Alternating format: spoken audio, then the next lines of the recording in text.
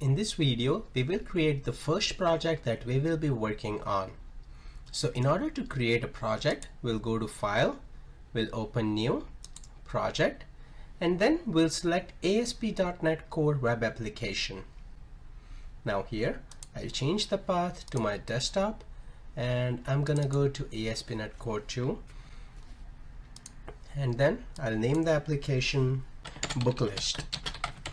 So we'll click OK here, and then it will display us to ask for the options that we want in our application.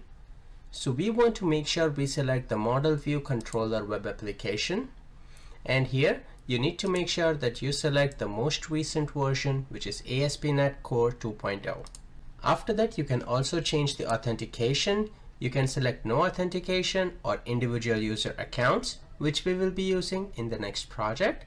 Or you can also use work or school accounts or Windows authentication. In this project, I want to keep everything simple, so we'll go with the no authentication. Click OK, and we'll click OK. So this will create everything that will be needed for the project with the base template. Okay, so our project is created, and the dependencies and everything have been added here by ASP.NET MVC. Now in the next video, let's go ahead and understand the new file structure that exists here and what is different from the traditional ASP.NET MVC.